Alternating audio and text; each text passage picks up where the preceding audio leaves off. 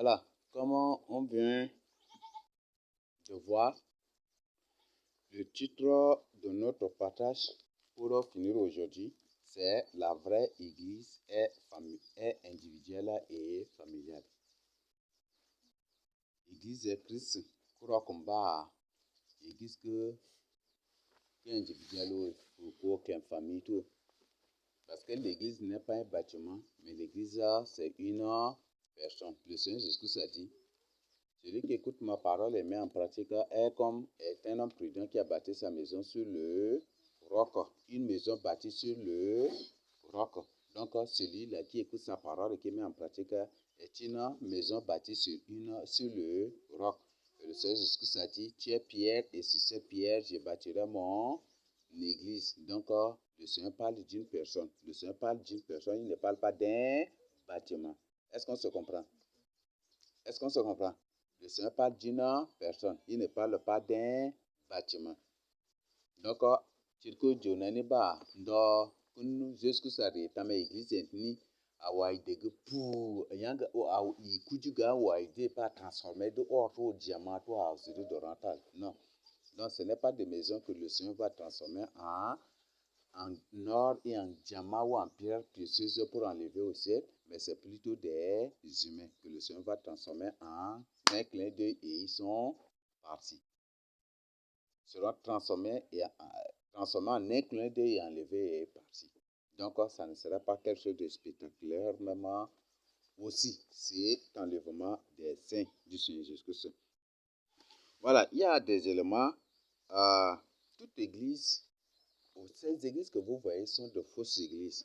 Parce que l'église de Christ a pour règlement et statut la Bible, la parole de Dieu. C'est ça, n'est-ce pas?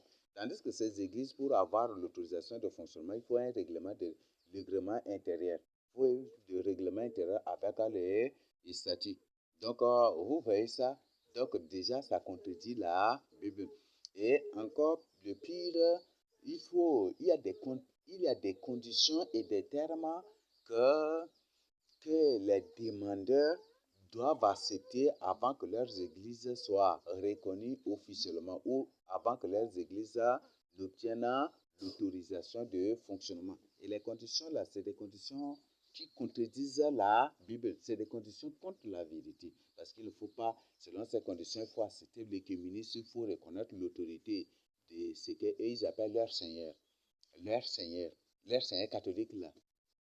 Et ils disent mon Seigneur, c'est pas mon Seigneur, mais c'est leur Seigneur à eux. Mon Seigneur, c'est Jésus-Christ. Donc, c'est là qu'ils appellent leur Seigneur là. Il faut les reconnaître, il faut reconnaître l'autorité catholique. Il ne faut pas prêcher contre telle doctrine, ce qui fait que ces églises ne prêchent pas du tout la vérité. Parce que avant d'être reconnus, ils ont accepté ces conditions. N'importe quelle église qui a l'autorisation de fonctionnement, c'est une fausse église. N'importe quelle église reconnue par les autorités, même si l'église n'a pas l'autorisation de fonctionnement, mais qui est juste reconnue par les autorités, ça devient une fausse église. Toute église qui collabore avec les autorités sont des fausses églises. Toute église qui coopère avec les autorités sont des fausses églises. Toute église qui travaille main à main avec les autorités sont des fausses églises. En d'autres termes, les églises d'État, comme le catholicisme, c'est une fausse église. Toutes ces églises sont des fausses églises. La vraie église est une personne. Et la vraie église, comme on vient de voir, ça se trouve dans la maison de gens. L'église qui est dans la maison de tel. Il y a beaucoup de cas qu'on a étudiés là. On a étudié tous ces cas-là déjà. Salut l'église qui est dans la maison de tel. Par exemple, vous prenez Romains 16, 3 à 5. Salut la maison qui est dans la maison. Salut l'église qui est dans la maison de tel. Il s'agit d'un culte familial. On prend 1 Corinthiens 16, 19. Salut l'église qui est dans la maison de tel. Un culte familial. Par exemple, vous prenez Actes 18, 1 à 17. Il n'y a pas une église à Corinthe. Toutes les églises là, les lettres envoyées à Corinthe ou à Éphèse, ce ne sont même pas des églises, mes frères et sœurs. Ce sont des cultes familiaux, c'est des cultes familiaux. Ce ne sont même pas des églises. C'est pas au bâtiment, non. Il n'y avait même pas des églises à Corinthe, non. Et on a étudié ça. On a étudié les cas de Lydie avec les autres, n'est-ce pas? Lydie avec le geôlier. C'est en famille, c'est à ces gestes-là que Paul a envoyé la lettre. Il n'a pas envoyé à des monstres ou à des foules de personnes. Non. Même à Colossiens, vous prenez Colossiens 4, verset 15. Ce n'est pas l'église, c'est une église familiale. Philémon, même Philémon, à qui Paul a écrit, c'est Philémon, c'est une personne, n'est-ce pas? Il a un esclave du nom de Onésime, n'est-ce pas? Donc c'est une église familiale dans la maison de Philémon. Ce n'est pas un bâtiment avec des millions ou avec des gens. Non, certaines de ces églises dont les noms sont populaires dans la Bible. Parfois, c'est des églises de 5 personnes seulement, de 3 personnes ou de 6 personnes. C'est ça seulement. Ce n'est même pas des églises. Mais les gens, mais aujourd'hui, comme les gens n'arrivent, les gens, le sont aveuglés, les gens, et comme les gens eux-mêmes ne prennent pas leur temps pour étudier, ce qui fait qu'ils ne comprennent même pas. Beaucoup d'églises dont les noms sont populaires dans la Bible, ce ne sont même pas des églises. C'est juste des cultes familiales. C'est des églises dont les membres n'atteignent même pas 10. Ce ne sont même pas des églises. Donc, on peut dire que c'est des trucs familiales. Donc, c'est ça. Et on voit que les églises, dans certains coins où il y a beaucoup d'églises, la persécution avait déclenché et ces gens s'étaient dispersés. Ces temples-là, ces lieux sont fermés, des trucs. Vous voyez ça? Donc, c'est ça. Vous prenez par Philémon un verset de l'église qui est dans la maison de Dieu. Vous prenez par exemple 2 Jean 3, 1 à 3. Vous trouvez que Paul, l'apôtre Jean a écrit à Kyria et à ses enfants. Donc Kyria, c'est une femme qui a des enfants et elles-mêmes font leur culte en famille. Et ils sont reconnus par les apôtres, les disciples, les apôtres venaient leur rendre visite. Vous voyez ça, c'est déjà une église. Une femme qui a des enfants, qui elle-même fait des cultes avec ses propres enfants. Vous voyez ça? Et tu vas croire que peut-être qu'il y a là, peut-être c'est une femme pasteur de 10 000, d'une église de 10 membres, 10 000 membres ou 10 millions de membres, alors que c'est une femme avec, on ne sait pas le nombre de ses enfants, ne sont pas précisés, mais quand même, elle ne pourra pas avoir au moins 10 enfants. C'est vraiment même visible déjà. Donc, c'est l'église de Cria même là, leur culte familial, ça n'atteint même pas 10 membres ou des trucs comme ça. Nous avons Gaius. Gaius, on parle de Gaius. Gaius même, c'est un saint, mais qui a accepté lui-même de faire le culte en famille, avec les gens de sa famille. Donc, vous lisez 3 Jean 1 à 3, et c'est pour ça, même l'apôtre Pierre, ayant entendu parler d'une personne là qui maltraitait les gens, il a promis d'aller.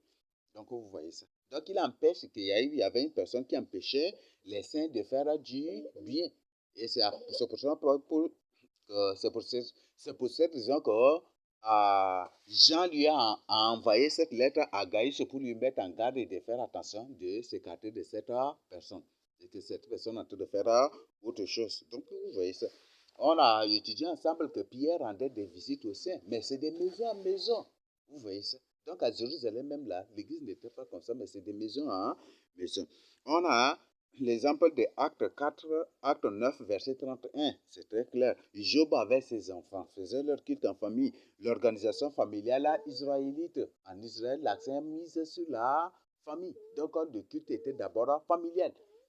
Dès que la fête approche et que c'est le père de la famille qui prépara toute la famille pour aller à la fête. Et c'est comme ça. Donc, et c'est pour ça que dans Deutéronome 11, Dieu a dit, mes paroles, tu les graves et tu écris sur les poteaux de ta maison, sur tout, pour l'avoir toujours avec toi et pour inculquer aussi à l'enfant quand tu seras en voyage, quand tu seras ceci, le Seigneur parle. Le Seigneur parle déjà, mais d'abord, le Seigneur met en première position l'accent sur le culte familial. Donc, le parent, la maman ou le papa doivent inculquer la vraie crainte de Dieu à leurs enfants. Même en voyage, même s'ils sont où, c'est ce qu'ils doivent faire. Donc, le culte est purement familial à ce niveau, individuel pour les parents eux-mêmes, parce que c'est la crainte de Dieu qu'ils ont là, qu'ils doivent partager avec leurs enfants. C'est ce que le Seigneur a précisé. Et donc, l'accent mis sur le culte familial. Nous avons Daniel. Le cas de Daniel même, c'est clair aussi. Vous voyez comment Daniel priait seul, n'est-ce pas? Il faisait seul son culte parce que les conditions ne permettent pas. Donc il faisait seul son culte. Et s'il faisait seul son culte, c'est que Sadrach, Meshach, Abednego, chacun d'eux aussi faisait seul aussi son culte. Et quand le contexte le permet, il se réunissait avant que la persécution n'éclatait. Dans Daniel 2, quand le roi avait reçu le songe et qu'il avait oublié le songe, et il cherchait qu'une personne lui explique le songe, lui raconte le songe et son explication. Quand il cherchait les gens à les tuer, Daniel s'était présenté, n'est-ce pas? Il a demandé l'autorisation, il est parti trouver Sadrach, Meshach, Abednego pour leur exposer. Donc ensemble, ils ont fait leur culte et ensemble, Dieu leur a révélé. Est-ce qu'ils ont convoqué vous, tous les Juifs, là, venez. Est-ce qu'ils ont fait cela? Ils n'ont pas du tout fait cela, n'est-ce pas? Donc c'était en famille.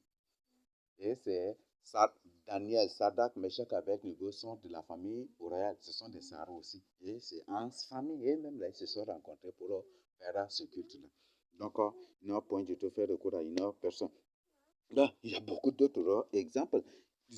Pour Josué, il a ouvertement dit, moi et ma maison, nous servirons l'Éternel. Moi et ma maison, nous servirons l'Éternel.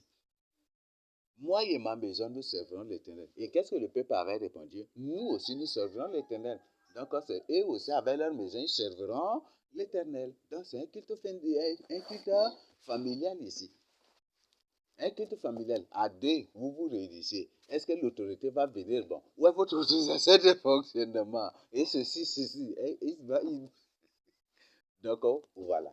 Le Seigneur savait qu'il y aura ces choses sur ce rang. Il n'a pas du tout créé une église. Parce que s'il avait créé, Satan, à travers ses sémences, à travers ses adorateurs, à travers les satanistes et à travers les démons qu'il a établis comme autorité partout ça et là, vont demander l'autorisation de fonctionnement de cette église. Mais les termes, les conditions d'acquisition de cette autorisation de fonctionnement contrediront la vérité, seront contre la vérité. Donc, ces termes et ces conditions transformeront cette église-là en une fausse église. Et c'est pour ça que le Seigneur n'a pas du tout fait cela. Il n'a pas du tout créé. Et voilà ce qui était passé. Donc, on a vu tous ces exemples-là. Dans toute église qui a des règlements intérieurs et statuts, c'est des fausses églises. Toute église publique ne reconnaît pas les autorités. Toutes ces églises sont des fausses églises qui collaborent avec les autorités. C'est des fausses églises. C'est des fausses églises. Oui, c'est des fausses églises. Et même, on voit que même le temple de Jérusalem n'a pas du tout été un temple d'État. Là, vous le comprenez, n'est-ce pas? Oui, il arrive des rois qui sont contre Dieu, qui ne vivent pas dans la crainte de Dieu. Mais les sacrificateurs n'obéissent pas à la loi de ce roi-là. C'est ça, n'est-ce pas?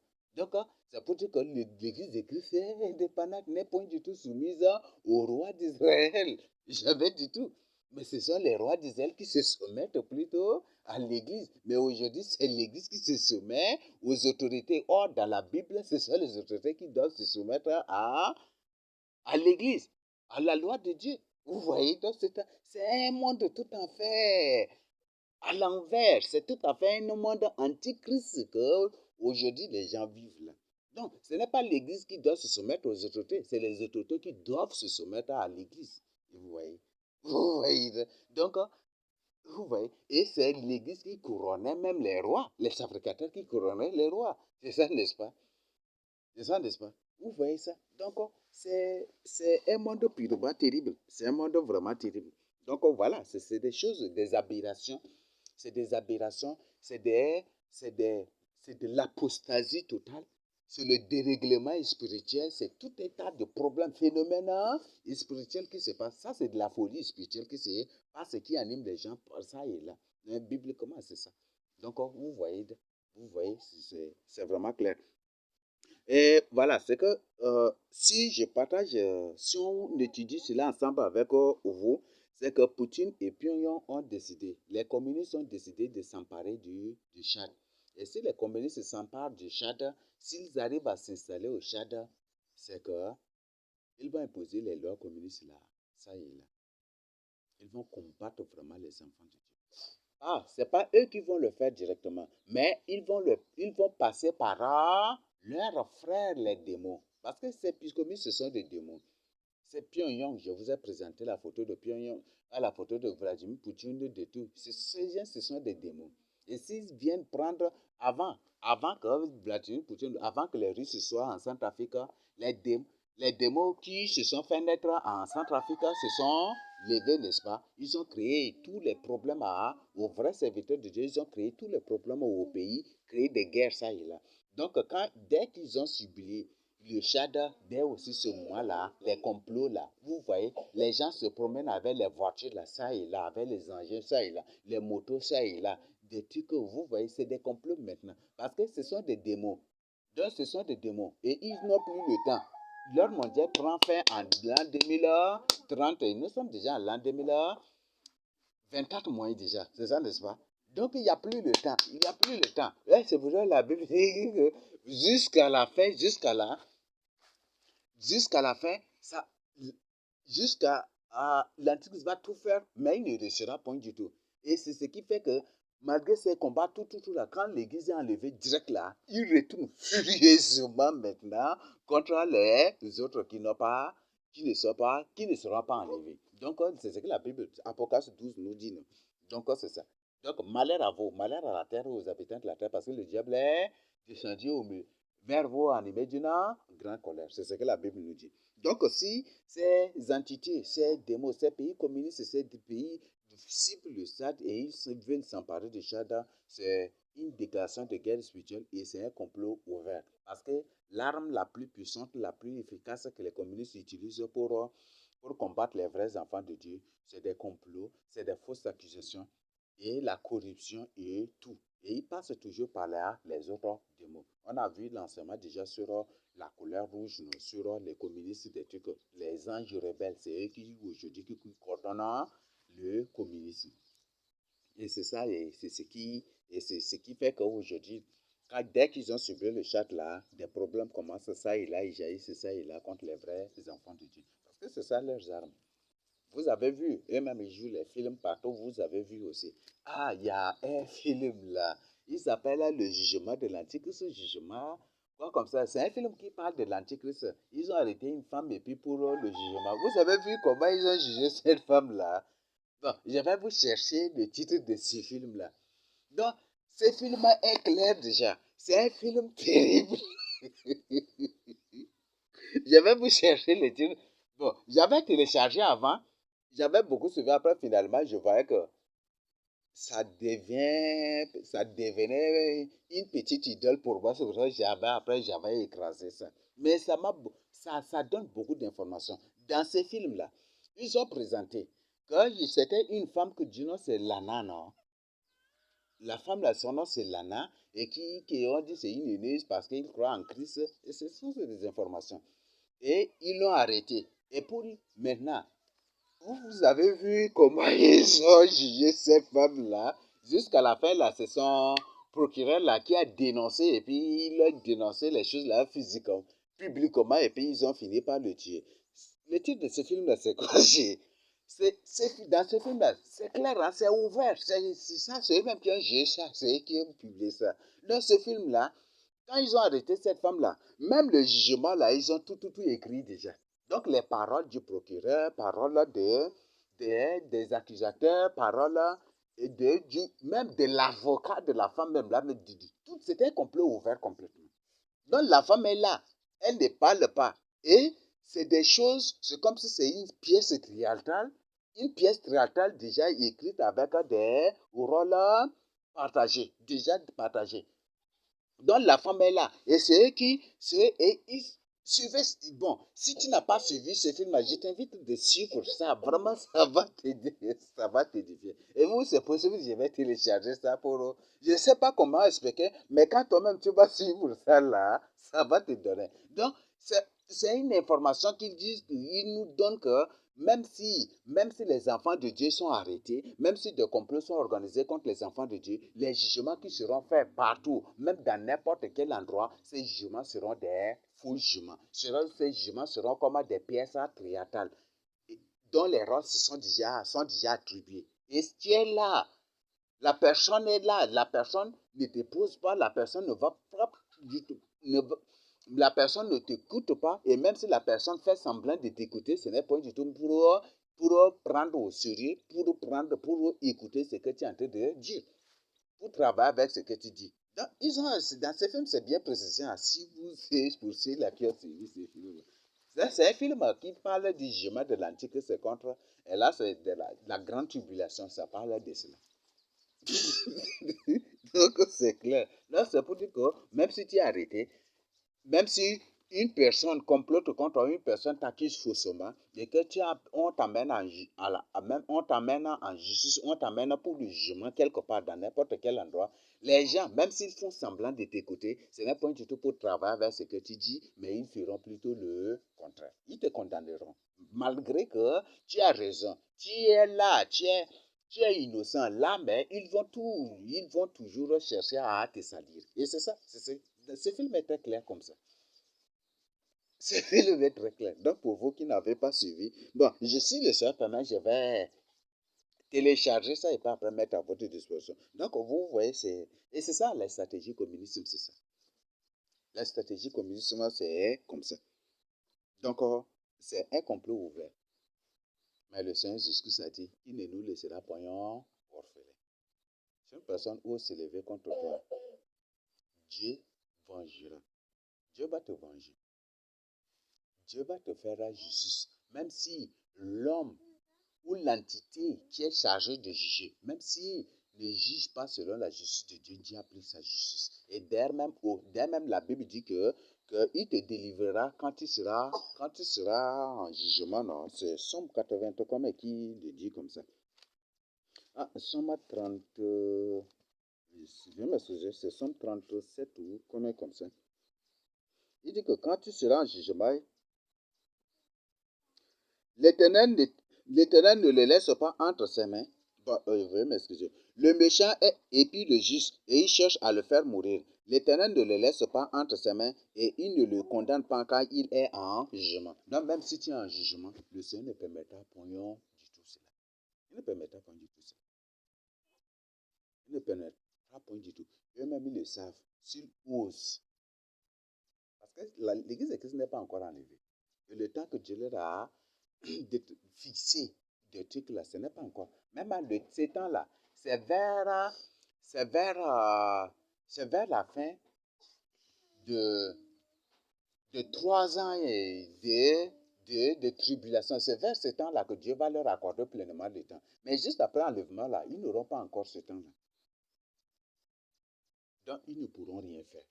Dieu est avec toi. Et la Bible dit, bien et bien, vous les avez vaincus. Parce que celui qui est en vous est plus grand que celui qui est dans le monde. Celui qui est dans le monde a ses fils qui sont partout. Et qui sont là partout. Qui sont là partout dans la société, surtout dans toutes les classes sociales, vous les trouvez là. Mais le Seigneur dit que vous les avez vaincus. Et celui qui te touchera la première de ton nez. Celui qui ose seulement se lever contre toi, Dieu le détruira. Dieu les détruit. Parce qu'on ne peut combattre, on ne peut en aucun cas combattre impunément la parole de Dieu. On ne peut en aucun cas, et en aucun cas, personne ne peut impunément combattre Dieu. Même Élie, le sacrificateur, a dit à ses enfants, mes fils, si vous péchez contre un homme peut intercéder pour vous. Mais si vous péchez contre l'Éternel, qui intercédera pour vous? Qui intercédera? Même si tu pêches contre Dieu, même si des gens, en péchant contre Dieu ou en faisant cela, même si des gens prient pour toi, cette prière n'a point du tout d'effet. Parce que le Seigneur a dit, vase, qui es-tu pour te lever contre le Dieu, contre ton Créateur? Qui es-tu? Il prend la main ou il prend le pied ou la main, il t'écrase et il te brise et tu es parti. Donc, même si tu fais du... C'est ça. Même la Bible dit, priez pour ceux qui commettent des péchés qui ne conduisent pas à la mort. Mais il y a des péchés pour lesquels, il y a des gens qui commettent des péchés pour lesquels nous ne devons pas prier. ceux-là qui commettent des péchés qui conduisent à la mort, que nous ne devons point du tout prier pour eux. Et la Bible nous met en garde de prier point du tout par à leurs péchés. Donc, parce que s'ils commettent des péchés qui conduisent à la mort et que toi tu intercèdes pour lui, tu es en train de pécher devant le Seigneur. Oui, tu es en train de pécher devant le Seigneur. Ah, je n'ai rien inventé. C'est la Bible. Il y en a dans un Jean. Je crois qu'on a déjà lu, non? Dans 1 Jean 5, non? Ah, 1 Jean 5, verset 16 à 17. C'est bon? Bon, 1 Jean 5, verset 16. Si quelqu'un voit son frère commettre un péché qui ne mène point à la mort, qu'il prie, et Dieu donnera la vie à ses frères. Il la donnera à ceux qui commettent un péché qui ne mène point à la mort. La suite nous dit quoi? Il y a un péché qui mène à la mort. Ce n'est pas pour ce péché-là que j'ai dit de prier. Toute iniquité est un péché. Il y a un tel péché qui ne mène pas à la mort. La Bible est très claire déjà. Je crois que Jacques même en a parlé aussi, non? Je crois que Jacques même en a parlé. Donc, la Bible est très claire déjà. Donc, si une personne commet un péché qui mène à la mort, si une personne combat la vérité, si une personne combat Dieu, Dieu t'interdit strictement de prier pour cette personne. Parce qu'en priant pour la personne, tu vas même en train de pécher aussi. La Bible est très claire. Donc, c'est pour dire que ces gens-là, s'ils font quoi, même si des milliards de gens sont derrière eux en train de prier, Seigneur, pardonne-les, c'est des abominations. Non seulement ces gens, non seulement cette autorité ou cette personne sera détruite avec sa famille, mais ceux-là qui même le supportent dans cela ou qui prient pour eux, cette personne, seront tous aussi anéantis. Seront tous anéantis. Et la parole de Dieu qui veut l'effacer, cette parole reste. Parce que la parole de Dieu n'est pas du tout un papier, mais c'est une personne. On l'appelle cette personne une personne vivante. Le Dieu vivant. Dieu est vivant. Et on dit, même en philosophie, on dit que c'est la source de l'existence, n'est-ce pas? Ou c'est l'essence de toute chose. C'est ça, n'est-ce pas? Donc, Dieu est l'essence de toute chose. C'est de lui qui est sorti de la vie de toute chose. Si Dieu n'existe pas là, tout expire, tout disparaît. Donc, voilà ce que la Bible nous dit. Donc, c'est clair. Personne ne peut vaincre l'église de Christ parce que c'est ce que ça dit. J'ai Pierre, et sur cette pierre, je bâtirai mon église. Aucune puissance des ténèbres ne prévaudra contre elle. Et le Seigneur Jésus-Christ a dit, celui qui écoute ma parole et qui la met en pratique est un homme prudent qui a bâti sa maison sur le roc, sur la pierre vivante qui est le Seigneur Jésus-Christ lui-même. La pluie sont tombées. J'ai déjà expliqué la signification de la pluie. Vous avez dit, n'est-ce pas? Les torrents sont venus, les vents sont soufflés. Tout, mais cette maison est restée solide, inébranlable. C'est ça, n'est-ce pas? Parce qu'elle est bâtie sur le roc, sur le Seigneur Jésus-Christ, sur la pierre vivante.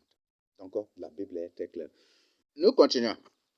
Christ n'a créé aucune église de même que les apôtres. Je crois que c'est clair. Jésus-Christ a créé l'église, madame. Jésus-Christ a créé l'église. Ou apôtre ou l'église. Et le cas où on a dit que tout dégât, c'est dans des maisons qu'ils dormaient. C'est dans des familles qui là sont accueillies. C'est ça, n'est-ce pas? Les apôtres, c'était ça, n'est-ce pas? Et c'est dans ces maisons-là, dans ces lieux de culte familial, là, dans ces maisons familiales-là, que lui, il reste là, il prêche la parole de Dieu, et puis après, il continue d'aider de maison en maison comme ça. Donc, c'est ce que les apôtres ont fait aussi. Grande persécution à la fin des temps, comme au début. Le Seigneur parle d'une grande persécution. Dans Matthieu 24, Marc 13, Luc 21, c'est ça, non?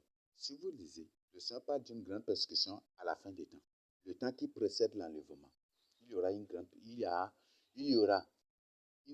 persécution. Et dans cette persécution sera due à un réveil terrible. Et c'est un réveil terrible qui va amener vraiment les gens, qui va amener les coutumiers à être très furieux. Et ces coutumiers vont tuer beaucoup de gens. L'antique, c'est un banc. Si une personne te combat, toi qui vis dans la crainte de Dieu, sache bien que c'est un coutumier. Tout sorcier, Tout magicien, n'importe qui à la surface de la terre, travaille pour les coutumiers. Travaille pour les coutumiers. L'antique, c'est un banc. On dit démons, les démons. Donc, c'est d'origine coutumière, n'est-ce pas? Donc, l'antique, c'est un coutumier. Donc, il y aura un grand. Ce réveil-là va être terrible. Et ce qui va faire que c'est comme l'antique va exploser comme ça. Les coutumiers vont, c'est comme s'ils vont exploser. Les prêtres catholiques, les catholiques partout, c'est comme s'ils vont s'exploser comme ça. Et ce qui fait qu'ils vont déclencher ces persécutions-là partout. Et le Seigneur a annoncé cela. Le Seigneur a parlé de ces choses-là. Donc il y aura une grande persécution, au cours de laquelle beaucoup de gens qui vont se repentir vont mourir, seront tués. Beaucoup aussi seront tués. Mais malgré cela, il y a un nombre de vivants que Dieu a déjà déterminé pour l'enlèvement. On a déjà étudié ça ensemble.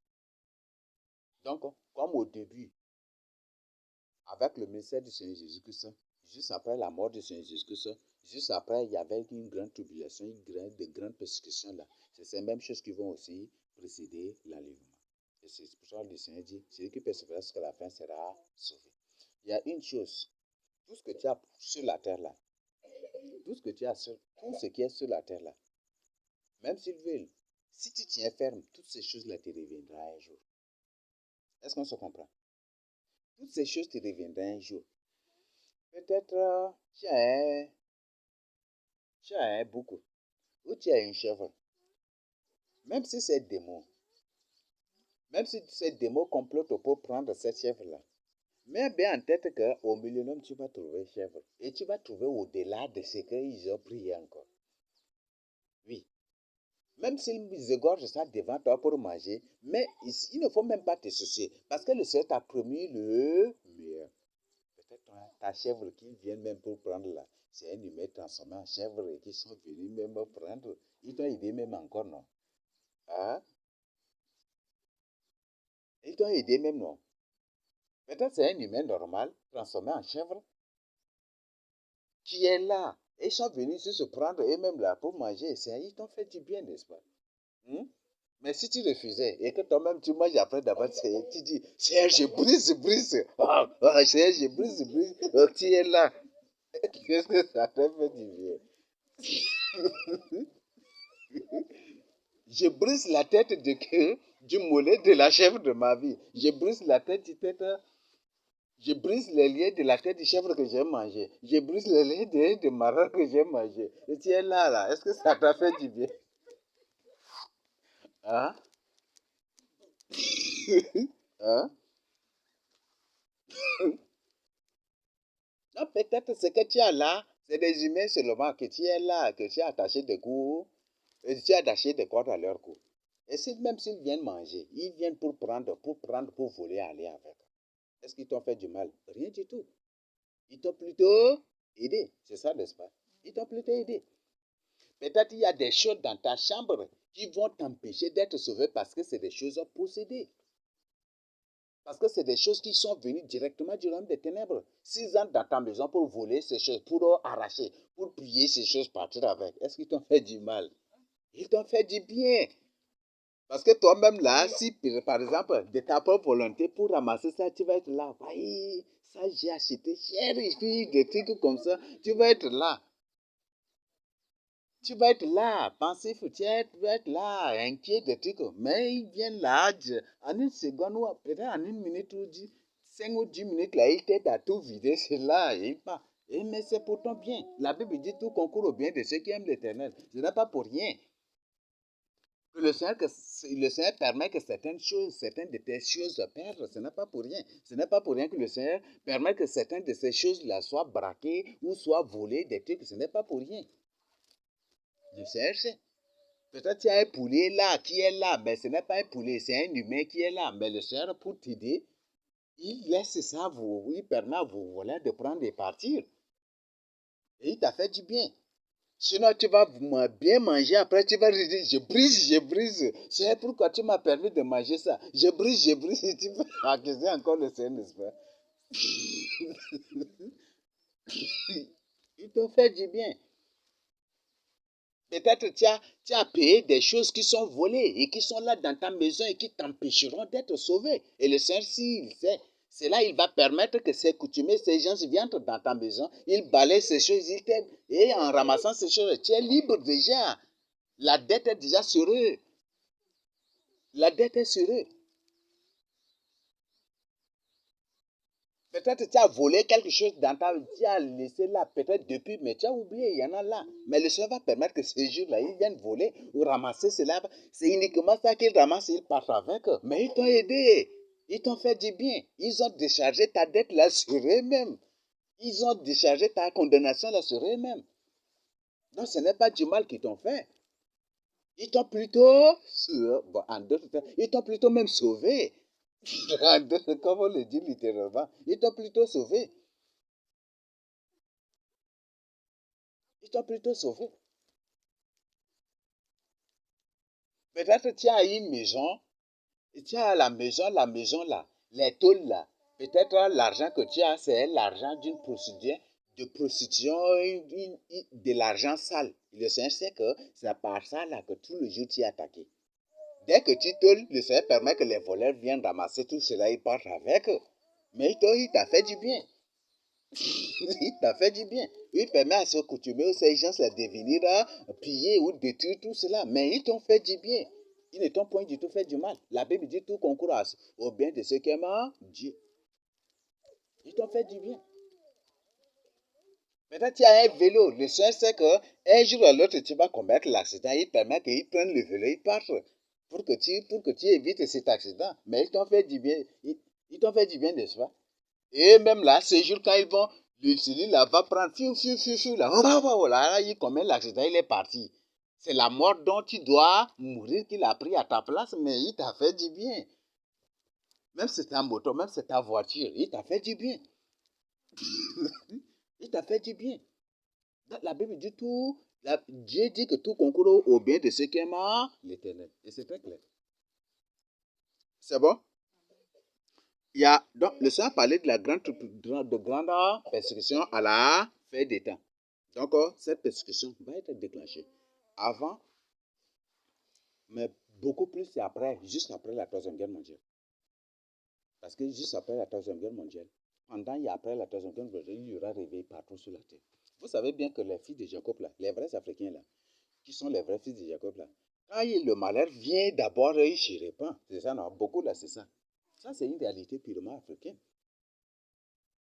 Il veut voir et quand il subit d'abord, il se répand. Ça, c'est une réalité purement africaine. Si les gens veulent, vous allez voir un réveil terrible pendant et après la Troisième Guerre mondiale. Vous allez voir. Et juste après l'allumage, ces réveils-là vont continuer comme ça. Ce qui fait que les Africains n'auront pas du tout peur de mourir. 10 milliards de personnes accepteront de mourir. Même si la personne se cache ou il vient se présenter devant ces gens, ces bourreaux pour dire moi je suis un enfant de Dieu, j'accepte de mourir. La personne lui-même qui se livre, c'est la personne elle-même qui va se livrer à la mort, qui va se dénoncer. C'est juste il n'aura pas besoin qu'on le dénonce, mais c'est lui-même qui va se présenter. Et il y aura un réveil terrible. Il y aura un réveil terrible. C'est ce qui va se passer. Et pour que vous compreniez ces églises que vous voyez aujourd'hui, toutes ces églises-là sont des églises soumises au pape. Toutes ces églises que vous voyez, ces églises officielles reconnues par les autorités ou qui ont des autorisations de fonctionnement, qui ont ces églises coutumières et traditionnelles, toutes ces églises que vous de la rue, partout, toutes ces églises-là ne sont rien que des partis politiques de l'Antichrist. Ne sont rien que des lieux d'adoration de l'Antichrist. Le Seigneur a tout exposé déjà. L'islam, le Seigneur l'a exposé. Le Seigneur a tout maintenant. Catholicisme même, tout. Le Seigneur a tout exposé déjà. Et si maintenant sur ces églises, le Seigneur tout expose déjà. Parce que le Seigneur dit, tout ce qui est montagne sera rabaissé. Tout ce qui est montagne sera raboté et rabaissé. Jusqu'à ce qu'il n'y a point de montagne. Vous savez bien que toute montagne symbolise une spiritualité, n'est-ce pas? Une religion ou un culte. Donc, c'est ça. Donc, le Seigneur a tout exposé, toutes ces choses-là déjà. Donc, toutes ces églises ne sont pas des églises, mais c'est des temples de l'Antichrist. C'est des temples de l'Antichrist. Même les preuves sont là. Ce sont ces églises qui incitent les gens même à des manifestations et qui incitent des gens même à des violences. Un pasteur qui demande aux coutumiers d'aller tuer tel parce qu'il a exposé l'initiation. Est-ce que ça, c'est un serviteur de Dieu? Il y a ce désordre-là. Dans ces églises-là, tout est permis, sauf la vérité qui est le Seigneur Jésus-Christ, qui n'est point du tout permise là. Tout est permis dans ces églises, sauf la vérité qui n'est point du tout permise là. Tous les désordres là, ça est permis là. Tout est permis là. Sauf la vérité qui n'est point du tout permise dans ces églises. Parce que c'est des églises qui ce ne sont pas du tout des églises, mais c'est plutôt des temples de l'Antichrist. Et d'ailleurs, même l'origine de ces églises-là vient du Vatican. C'est lors d'un concile. Lors d'une rencontre que le pape avec les jésuites et les autres ont décidé de créer ce qu'on appelle baptiste, assemblée apostolique, et les évangéliques en général, les pentecôtistes avec leurs sous-branches en général, beaucoup. Et c'est lors d'une assemblée que le pape avec les jésuites qui ont décidé cela. Et il y a une information. Même à un moment, on appelait Idriss Déby Sa Majesté, n'est-ce pas? Qu'est-ce que vous comprenez par là? Les Mbangwa les appellent de Majesté, n'est-ce pas? Et Idriss Déby est appelé aussi Majesté. Qu'est-ce que vous comprenez par là? Idriss Déby, j'ai dit c'est ça.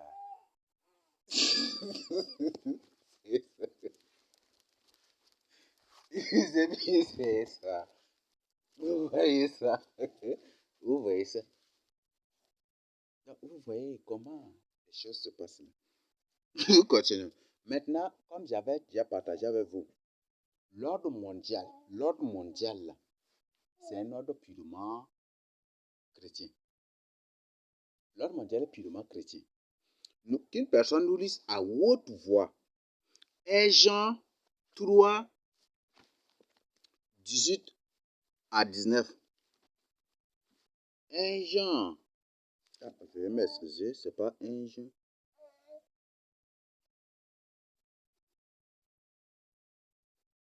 Un Jean 2 d'abord. 1 Jean 2, 18 à 19. Non, doit dire. Une personne nous lit ça à haute voix. 1 Jean 2, 18 à 19. Petit enfant, c'est la dernière ère. Et comme vous avez appris qu'un antichrist vient. Comme vous avez appris qu'un antichrist vient. Il y a maintenant plusieurs antichrists. Retenez bien ce que la Bible nous dit par la suite. Par là, nous connaissons que c'est la dernière ère. Ils sont sortis du milieu de nous. Voilà, ce que la Bible dit qui est capital. Ils sont sortis du milieu de nous. Ils sont sortis du milieu des vrais enfants de Dieu. Mais qu'est-ce que la Bible nous dit par la suite? Mais ils n'étaient pas des nôtres. Là, vous comprenez déjà, n'est-ce pas? Là, la Bible était claire. Ils sont sortis du milieu de nous, les vrais enfants de Dieu, mais ils n'étaient pas des nôtres. Pourquoi? Ils n'étaient pas. En d'autres termes, ce sont des démons. Ce sont des démons. La Bible n'a pas dit ils sont sortis du milieu de nous parce qu'ils ne sont pas des nôtres. Non, mais ils n'étaient pas. Ce sont des démons. Ils ne sont pas de même nature que nous. Ce ne sont pas des semences de Dieu. C'est plutôt la semence de l'ennemi. Oui, tu continues. Car s'ils eussent été des nôtres, ils seraient demeurés avec nous. Mais cela est arrivé afin qu'il soit manifesté que tous ne sont pas des nôtres. Là, vous comprenez, n'est-ce pas? La Bible est claire. Donc, ils sont sortis du milieu de nous, mais ils ne sont pas des nôtres. Ça, c'est Dieu qui le parle ici, la Bible qui le dit ici. Donc, l'Antichrist aussi, c'est un chrétien. Le pape, c'est un chrétien, n'est-ce pas? C'est ça, non? L'Antichrist aussi, c'est un chrétien. Et aujourd'hui, Même dans tout gouvernement, toute l'autorité, si c'est un s'il n'est pas dans l'islam, il dit qu'il est chrétien. Même les musulmans partout aussi se réclament aussi des chrétiens. Le monde entier est chrétien. Mais être chrétien n'est pas être disciple du Seigneur Jésus-Christ. Oui. Être comme Christ n'est pas être au pied du Seigneur Jésus-Christ. Ça fait des choses différentes.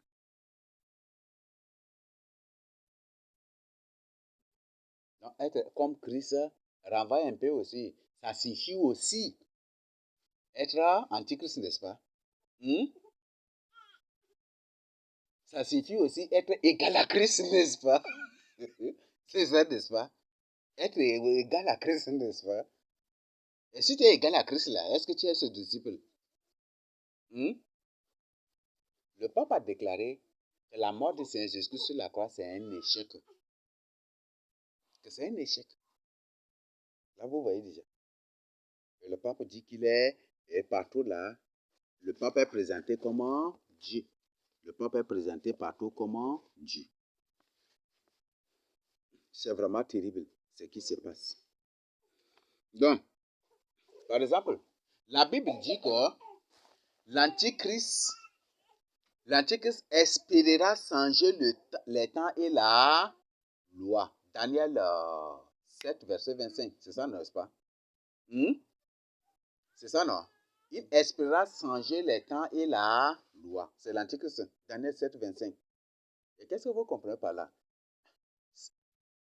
La Bible nous présente l'Antichrist comme un changeur des temps et de la loi. Un transformateur des temps et de la loi. On revient à changeur des temps. Le changeur, la valeur numérique de changeur, c'est 77. La valeur numérique de changeur, c'est 77. Et la valeur numérique de Christ, c'est aussi 77. Comment vous trouvez cela? La valeur de Christ, c'est 77. Et changeur a pour valeur numérique 77 aussi. Donc, c'est pour dire qu'il s'est fait Christ, n'est-ce pas? Donc, il est comme Christ, ou il est chrétien, c'est ça, n'est-ce pas? Il est égal à Christ. Vous voyez ça? Dans la tête, c'est un transformateur, un coutumier. C'est sauf dans les coutumes et les traditions que les lois et la parole de Dieu, et même les temps de Dieu, sont transformés, sont changés en autre chose, sont transformés en autre chose, en des moqueries, en des blasphèmes contre Dieu, en des blasphèmes contre la parole de Dieu. C'est dans les coutumes et les traditions que vous allez trouver ça. Donc, changer, l'antique, c'est un changeur, un transformateur. Transformateur a pour synonyme aussi changer. Changer a pour synonyme transformer. Transformer a pour synonyme aussi changer. Tu ouvres n'importe quel dictionnaire, tu vas trouver cela. Donc, l'antique, c'est un transformateur ou un changeur. Changeur a pour valeur numérique 77. 77. Et Christ a pour valeur numérique aussi 77. Vous voyez ça? L'antique, c'est un chrétien. C'est un chrétien. Vous voyez ça? Donc, l'ordre mondial est purement chrétien. C'est ce que vous devez avoir en tête. Donc, l'ordre mondial, c'est cède la parole de Dieu pour combattre la parole de Dieu. C'est ce que l'Antichrist a fait, c'est ce que Satan a fait, n'est-ce pas? C'est que vos pères ont commencé là. Achevez-les. Parce que Satan, leur père a commencé, et par la suite, ses enfants ont commencé, ont continué, et jusqu'aujourd'hui, ils continuent. Satan a commencé, il s'est servi des versets bibliques pour tenter le Seigneur Jésus-Christ. C'est ça, n'est-ce pas? Et aujourd'hui, les buts des versets bibliques qu'ils utilisent contre vous, contre nous, ou pour nous humilier, ce n'est pas vraiment pour nous attaquer, mais juste pour nous tenter de nous convaincre que nous sommes dans la fausse doctrine, que nous ne sommes pas dans la vérité. Et c'est ça. Et c'est ce que même Satan a voulu faire pour convaincre aussi le Seigneur Jésus-Christ lorsqu'il était dans le désert. C'est ça, n'est-ce pas? Donc, convaincre le Seigneur, il cherchait à convaincre le Seigneur Jésus-Christ pour transformer le pain, la pierre en pain. Et ça, c'est encore significatif. C'est encore significatif. Et aujourd'hui, par exemple, la pierre, c'est le Seigneur Jésus-Christ, non. La Bible, Satan demande au Seigneur Jésus de se transformer en pain. En pain quotidien. Ça signifie quoi? Aujourd'hui, le Seigneur Jésus a refusé, n'est-ce pas? Mais les pasteurs ont aujourd'hui accepté de transformer l'église de Christ en leur gagne-pain. Oui, en leur gagne-pain. Ils ont accepté de transformer l'église de Christ en leur gagne-pain. En faisant reconnaître ces églises officiellement par les autorités ou en ayant l'autorisation de fonctionnement, en s'affiliant, travaillant avec les ONG, les humanitaires, ça et là, ils ont transformé l'église de Christ en gagne-pain. Ils ont accepté que des païens viennent en son sein louer le bâtiment pour des rencontres, des cérémonies, ou même mettre les choses, les biens de l'église là en location même aux païens, en fait, d'avoir des jetons. On dit c'est pour ces sources de revenus de l'église, n'est-ce pas? Mais c'est des gagne-pains. Le Seigneur Jésus a refusé, mais c'est pas faux. Vous voyez ça? Ce ne sont même pas des églises. Ce ne sont même pas des églises. Ce ne sont point du tout des églises. Le Seigneur Jésus a refusé de se transformer lui-même en pain quotidien. Mais c'est pas ça. Ils ont dit, ah, toi, Seigneur Jésus, toi, tu ne connais rien. Ils ont transformé l'église de Christ en gagne-pain. Beaucoup d'églises aujourd'hui, c'est dans leurs locaux que les humanitaires viennent pour se former, n'est-ce pas? Usage des préservatifs, ici, rencontre des humanitaires ou des ONG, ça et là, quand il y a des formations des ONG, ça dans les locaux de ces églises, où ces églises mettent leurs chaises, leurs bancs et d'autres choses en location, et même les instruments de sonorisation, les titres, ils mettent en location, c'est pour avoir, c'est chercher des gains-pains, ça, le Seigneur n'a pas du tout fait. Satan a demandé au Seigneur Jésus de faire cela, il a refusé. Mais eux, ils ont accepté de le faire. Ce ne sont pas du tout des églises. Ce sont plutôt des temples de Satan. Ce ne sont pas du tout des églises. Et ce ne sont pas du tout des églises. Et ça n'a jamais du tout été des églises de Christ. Parce que leur origine vient du Vatican. On a étudié ensemble déjà Vatican. Vatican, c'est un lieu d'inimitié, de vengeance. Dont a parlé le Seigneur Jésus dans Genèse 3, verset 14 à 15. On a étudié ça déjà ensemble. Donc, je crois que c'est clair. Donc, l'église de Christ, l'église de ce n'est même pas des églises.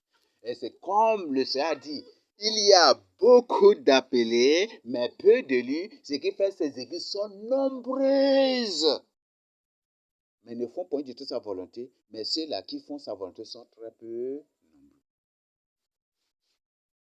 peu nombreux.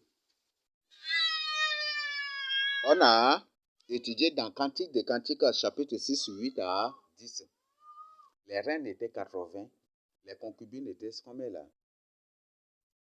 Étaient combien? Mais qu'il n'y a qu'une seule qui est la préférée, n'est-ce pas? La parfaite du Seigneur. Donc, les reines, 80 églises, plus combien de concubines? Mais il n'y a qu'une seule concubine qui sont des églises païennes, coutumières, traditionnelles. Tout cela là, où les reines symbolisent des églises qui sont devenues des églises païennes, des églises prostituées. Et les concubines qui symbolisent des églises païennes, coutumières, des trucs comme ça. Ils sont combien? Mais il n'y a qu'une seule qui est vraie, qui est la parfaite. Jésus-Christ, vous voyez ça déjà. Là, vous voyez. Donc, beaucoup d'appelés et peu de lits. Et le Seigneur, toujours dans la Bible, parle de un tiers. Vous comprenez déjà, n'est-ce pas? Voilà. Un tiers. Le Seigneur parle toujours de un tiers dans sa parole. Ce n'est pas pour rien. Matthieu 7, 13 à 14, le Seigneur dit que le chemin espacé là, c'est beaucoup qui prennent. C'est le chemin de l'enfer. Parce que dans ces églises-là, l'alcool, c'est permis. Du de désordre, c'est permis. Tout permis. Sauf la vérité qui n'est pas du tout permise aujourd'hui. Qui n'est pas du tout permis en leur sein. Et beaucoup de ces églises, pour tromper et duper les gens, beaucoup maintenant commencent par prendre certaines parties de messages d'éducation qu'on partage là, eux aussi ils enseignent ça. Ils demandent aux fidèles de faire. Parce qu'ils savent que, comme ils voient qu'ils sont tellement exposés déjà là, il faut maintenant faire un peu ces trucs-là pour se camoufler, pour se cacher.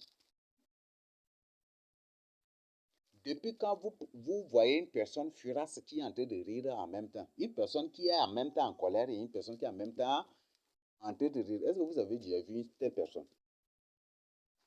Hmm? Depuis quand une zèbre peut changer ses rires, c'est qu'ils sont. Ils ne peuvent pas. Donc même s'ils font semblant, dans ces églises maintenant, dans beaucoup de ces églises maintenant, ils interdisent aux femmes de porter les boucles d'oreilles, des trucs comme ça. Mais tu vois toujours des païnités, des paganismes là, des désordres là. Donc juste ce qu'ils font là, c'est juste pour tromper les gens. Juste pour se couvrir, pour se présenter qu'eux aussi, ils enseignent la vérité. Eux aussi, ils font ceci. Mais c'est des vanités. C'est juste des façades. C'est juste la peau de brebis qui leur porte juste pour faire croire aux gens qui sont aussi des vrais serviteurs de Dieu, qu'eux aussi ils prêchent contre ça, qu'eux aussi ils se détruisent, mais c'est des faussetés. Ce ne sont même pas des églises. Mais le chemin étroit, il n'y a que peu seulement qui prennent cela et ce chemin-là. Ce qui fait que le Seigneur dit, vous serez haïs de tous. Ce chemin-là, tu veux et tu ne veux pas. Tu seras persécuté. Les gens vont raconter des choses sur toi. Raconter des choses sur toi. Vous serez haïs de tous. Et on vous traînera devant les juges, devant les gouverneurs, devant les tribunaux. C'est ce que le Seigneur dit. Donc, si tu marches sur ce chemin étroit là, ce chemin très resserré, si tu marches sur ça là, les gens vont te traîner devant les juges, devant les gouverneurs, devant les autorités, devant les tribunaux, tout. Mais ces tribunaux, la Bible dit que vous serez condamnés. Donc, ces gens-là qui vous traînent s'entendent déjà même avec ces autorités, avec ces gens-là, juste avec une mise en scène ou avec un scénario bien planifié, juste pour vous condamner et pour vous faire et comme ça. Et le but, c'est pour que tu ne sois pas sauvé comme eux. Et c'est comme ça. C'est ce que la Bible dit. Marche sur ce chemin resserré. Même si c'est resserré, comment? Marche. Le Seigneur dit, malheur à ceux qui rient aujourd'hui. Mais toi qui es en train de pleurer aujourd'hui, tu seras dans la joie. Tu seras dans la joie. Il n'y a plus le temps maintenant. Il reste maintenant 6 ans et quelques... Mais si c'est... Maintenant là, il faut foncer maintenant, n'est-ce pas? Même ce qui n'est pas abandonnable, il faut abandonner. Ce que tu crois incapable d'abandonner, il faut maintenant abandonner. Il reste, toi-même, tu vois déjà ta délivrance. Tu vois déjà ta délivrance. Ça ne reste plus de temps. Même si ce sont 6 millions qui viennent te prendre, t'amener quelque part, crier sur toi que tu es ceci beau, même s'ils font tout, mais il ne faut même pas te décourager. Il ne faut même pas avoir peur. Il ne faut même pas avoir honte. Le Seigneur Jésus a dit, si tu as honte de lui, lui aussi, il aura honte de toi. Même s'il raconte quoi que... Non, il ne faut même pas trembler. Il ne faut même pas renier le Seigneur Jésus. Ne renie pas la vérité. Il n'y a plus le temps. Ça leur reste 6 ans et quelques mois maintenant seulement. Ça, c'est selon le calendrier grégorien. Si c'est au calendrier juif, ça leur reste maintenant 7 ans et quelques mois seulement. Ça ne leur reste plus maintenant de temps. Il n'y en a plus maintenant. Il n'y en a plus. Donc, ce dont tu te crois incapable d'abandonner, il faut abandonner. Si tu es dans la sorcellerie, tu crois que tu profites de l'occasion. Dans toutes choses, le Seigneur te donne une occasion pour abandonner. Dans toutes choses, tout ce qui est impossible pour toi, le Seigneur te donne une occasion pour que ça soit possible pour abandonner, pour rejeter. Quel que soit le fardeau que tu portes, le Seigneur te donne au moins un jour, ou le Seigneur te donne au moins, dans un jour, il te donne des temps au moins pour profiter, pour abandonner cela. Donc, décharge ça sur le Seigneur Jésus-Christ. Il n'y en a plus le temps. Le temps là, il n'y en a plus. Donc, ne dis pas que maintenant, je vais vivre mes message de sanctification pendant 50 ans encore, ou 100 ans encore. Non, ce n'est plus 100 ans. Ce n'est plus même 10 ans aussi. Donc, maintenant, réveille-toi maintenant. Ces temps peuvent être un peu durs pour toi, mais tiens ferme. Le Seigneur Jésus a dit, celui qui persévère jusqu'à la fin sera sauvé. Persévère. Le Seigneur nous parle de la persévérance. Persévère. Même si tu te crois déjà dépassé, découragé de trucs, persévère. Grimpe toujours. Continue par grimper. Tu vas être au sommet et personne ne va t'atteindre là. Donc, je crois que c'est clair. Matthieu 22, 14 est clair. Il y a beaucoup d'appelés, mais peu de riz. Ce qui fait que ces fausses églises sont nombreuses, mais il n'y a que la vraie église en tant que telle, tu ne trouves pas. En ces derniers temps, la vraie église de Christ, là, tu ne trouves que là où il y a la vérité. Là où il y a la vérité. Ces églises, ces lieux que vous appelez l'église, ce n'est même pas une église. La vraie église, là, d'abord, c'est toi, la personne qui vit dans la crainte de Dieu. Si tu reconnais que tu vis véritablement dans la crainte de Dieu, tu es la vraie église de Christ. Et toi qui vis dans la crainte de Dieu, là, tu vaux mieux, tu vaux plus que des milliards de gens à la surface de la terre. Le Seigneur a l'œil sur toi. Il ne permet pas du tout que quelque chose t'arrive comme ça. Non? Et Dieu que nous servons n'est point du tout un Dieu sadique. Et le Seigneur dit qu'il ne permettra point du tout que tu sois tenté au-delà de tes forces, de ta capacité. Et jamais il ne permettra point du tout cela. Il ne permettra point du tout cela. Dieu que tu sers est vivant. Ce n'est pas du tout un père sadique. Qui est ce père-là qui peut supporter, devoir supporter son enfant, supporter son voisin, maltraiter son fils comme ça et sans réagir? Non. Dieu dit qu'il ne lui laissera point du tout orphelin. Ça, ce mot-là est capital. Même quelle que soit les conditions, même s'ils font quoi, dans ta prière, n'oublie point du tout tout cela. Dis au Seigneur Jésus-Christ, c'est sorti de ta propre bouche. Et moi, je ne fais que te rappeler. Tu as dit que tu ne me laisseras point du tout orphelin. C'est sorti de ta propre bouche. Ce n'est pas Pierre qui t'a poussé à dire cela. Ce n'est pas Paul qui t'a poussé à dire cela. Ce n'est pas André ni aucun apôtre qui t'a poussé à dire cela. Mais c'est toi-même qui as dit cela. Divinement, tu as dit cela. Tu ne nous laisseras point du tout orphelin. Tout comme un père venge ses enfants, que tu me venges. Venge-moi, juge-moi, applique ta vraie justice. Et tu verras la fin de ces gens-là. Tu verras. Tu verras seulement. D'accord? Il ne faut même pas. Même s'ils font quoi. Même s'ils se mobilisent, même si des trucs, ne tremble même pas. Le Seigneur a dit à Jérémie, ne tremble pas devant eux, de peur que je te fasse à trembler. Il a dit, eux là, ils sont de la chaume, mais toi, tu es un feu pour dévorer, pour consommer ces chaumes-là. Il fait de toi une muraille d'airain. Personne ne pourra te vaincre. Personne. C'est pour ça qu'il a dit à Jérémie, ils te combattront, mais ils ne te vaincront point. Ils te combattront, mais ils ne te vaincront point. Ils ont combattu Jérémie du début de son message jusqu'à la fin. Est-ce qu'ils ont vaincu?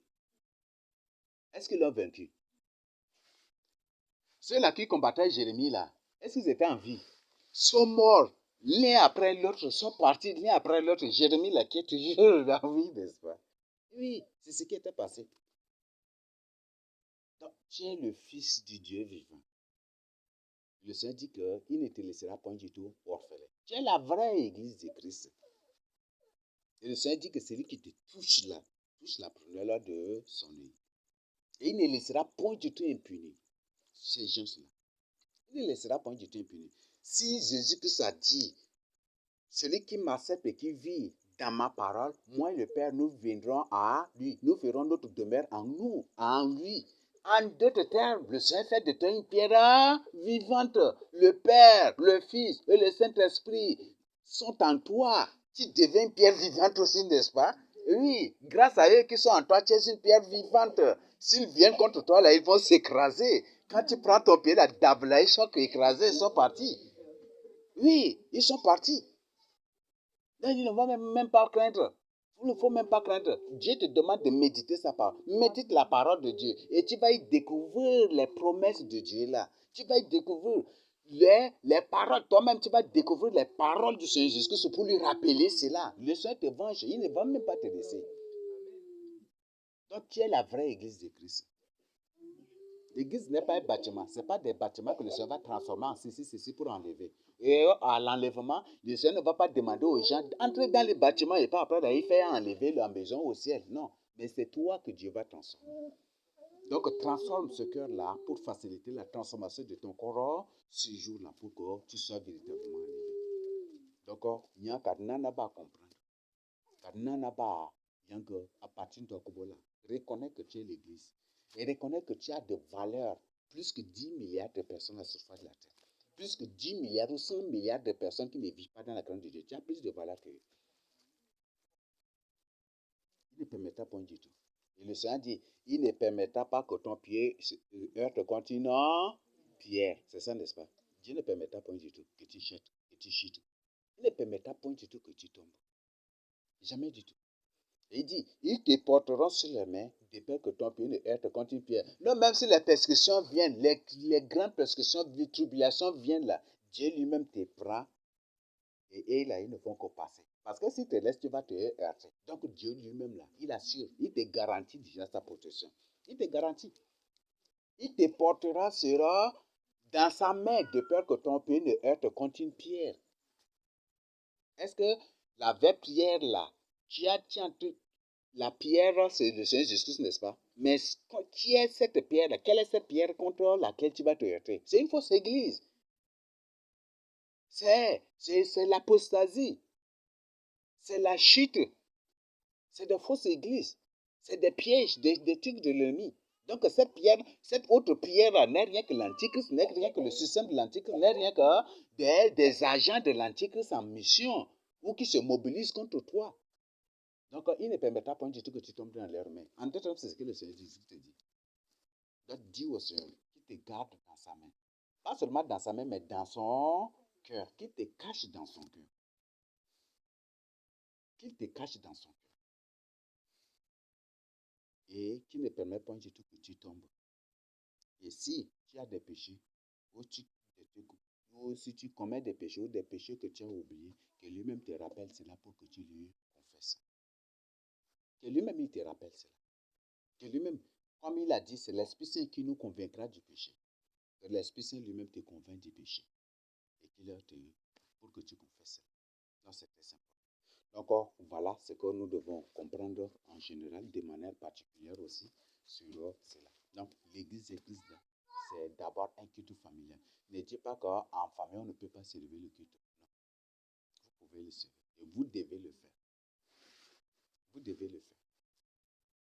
À deux, vous pouvez. Le Seigneur Jésus a dit, là où deux ou trois sont assemblés en son nom, je suis au milieu d'eux. Là où deux ou trois sont assemblés en mon nom, je suis au milieu d'eux. C'est ce que le Seigneur Jésus a dit. Et il dit, si deux d'entre vous s'accordent sur la terre pour demander quelque chose à mon nom, je suis au milieu de deux. C'est dans Matthieu 18, non? Verset 18 à 19, c'est ça, non? Ou c'est 19 à 20 comme ça. Lisez, vous allez tout. D'accord? Le cas dit, faut même pas. Tu vis dans la crainte de Dieu, même pas. Il dénigre beaucoup, ceci de contre va à bolo à yo, c'est ça, n'est-ce pas? Hein? Il dénigre beaucoup, c'est de gagner contre va à bolo yango. Et il bogal dénigre beaucoup. Qu'est-ce qu'il va faire que tu vas trembler? Tu n'es pas un menteur, ou tu n'es pas un voleur. Et la personne dit que tu es un voleur, ou tu es un menteur. Tu n'es pas un escroc, la personne dit que tu es un escroc. Qu'est-ce qui va faire que tu vas être énervé, choqué, non, rien. Donc, beaucoup de propos qui tiennent là, c'est juste des moyens pour s'auto-consoler. Mais c'est une consolation qu'ils ne vont même pas avoir. Parce que la consolation, c'est une personne. On l'appelle le Saint-Esprit. Le consolateur, quand il viendra. C'est ça, n'est-ce pas? Donc, la consolation, c'est le Saint-Esprit. Ils n'ont pas le Saint-Esprit. Donc, quel soit ce qu'ils vont dire, raconter pour s'auto-consoler, ils ne vont même pas avoir cette consolation. C'est alors qu'ils vont aggraver encore leurs conditions. Et ça va être pire. D'ailleurs, même, Dieu ne va, même s'il s'élève, même s'il parle des paroles, des trucs qui s'élèvent contre toi, en tant que prince du Dieu vivant. Quand on raconte, par exemple, une personne s'élève contre un prince, est-ce que le roi le reste comme ça? Il le punit quand même, n'est-ce pas? Ou il le poursuit quand même, n'est-ce pas? Ou il l'interpelle aussi. Le Seigneur interpelle. Peut-être le Seigneur a interpellé beaucoup de gens pour toi, mais tu ne le sais pas. Il a poursuivi beaucoup de gens pour toi, mais tu ne le sais pas. Et il a puni beaucoup de gens pour toi, il ne le sait pas. Dès que la personne t'insulte, après la personne tombe malade. Mais c'est Dieu qui est à l'œuvre pour toi. Dès que la personne s'élève contre toi, la personne raconte des trucs, peut-être, même si Dieu, comme il a fait en Égypte, il ne frappe pas la personne, mais il frappe son enfant, ou il frappe son enfant, ou il punit des trucs, il punit ça et là dans la famille. Mais c'est de Dieu qui est à l'œuvre. Et c'est un signe d'avertissement. Un signe d'avertissement que s'il n'y a pas de repentance après cela, c'est le chaos, ça, c'est le désastre, c'est l'extermination qui viendra. Donc il ne faut même pas trembler. Toi, tu ne te reconnais pas être dans la fausse doctrine. La personne dit que tu ne reconnais pas que tu es dans une secte. Et la personne dit que tu es dans une secte. Qu'est-ce qui va te faire trembler ou t'agiter des trucs là? Donc, c'est vraiment capital. De tous ces mots qu'ils ont là, c'est des mots. Ce sont des races de vipères. Par exemple, Esaïe en a parlé aussi. Ils ont la langue d'aldéen, de basilic, des trucs. Donc, ils ont des paroles, des mots choquants. Ils ont ça. Mais le but, c'est pour se consoler, mais c'est des consolations qui ne réussissent pas. Parce que la consolation, c'est le Saint-Esprit. Et c'est seul dans la repentance qu'on trouve cette consolation-là. C'est seul avec Christ qu'on trouve cette consolation. Dès qu'il n'y a pas Christ là, il n'y a pas la repentance, il n'y a pas la consolation aussi. Mais plutôt l'aggravation de la condition de la personne. Et l'aggravation, l'augmentation même des, des peines encore aussi de la personne. Parce que quand Dieu va s'élever, plus la personne fait cela, plus la personne augmente ses péchés. La Bible dit, Dieu a dit à Moïse, parce que les Cananéens là, leur péché là, à Abraham non, parce que leur péché n'est pas encore n'est pas au comble, n'est-ce pas? C'est ça non? Même à Moïse, Dieu a dit ça, n'est-ce pas? Mais maintenant leur péché à comble et qu'il va les exterminer, n'est-ce pas? Donc, quand Dieu permet que eux-mêmes là, ils augmentent des péchés à un certain niveau, c'est en ce moment ils s'élèvent pour du tout. Donc, c'est comme ça. Donc, il ne faut même pas. Si tu es en Christ, c'est que ça. Le nom de l'Éternel est une tour forte. Le juste réfugié se trouve en sécurité. En sécurité. Donc, Dieu barenti qui a pas même si Drania, que le méchant passe comme un tourbillon, n'est-ce pas? Le méchant passe comme un tourbillon, non? Donc, le tourbillon, mais il passe légèrement, il disparaît et c'est fini. Donc, c'est de la même manière qu'eux aussi le passeront. Et toi, tu resteras là. Tu resteras là. Le Seigneur dit que dans Malachie 4, il dit que tu marcheras sur leur corps. Leur corps deviendra des fumées et tu marcheras sur leur cadavre. Non, il n'y a que nos bails d'argent. Non, il ne faut même pas trembler. Marche dans la prière. Marche dans la crainte de Dieu. Prie seulement. Rappelle les promesses de Dieu. Demande la vengeance du Seigneur. Dis au Seigneur que c'est lui-même qui a dit qu'il te laissera pas du tout orphelin. Donc, il ne permettra rien contre toi aussi. Donc, il y a un cas de quoi il rappelle. Donc, merci de jusque ça. Amen.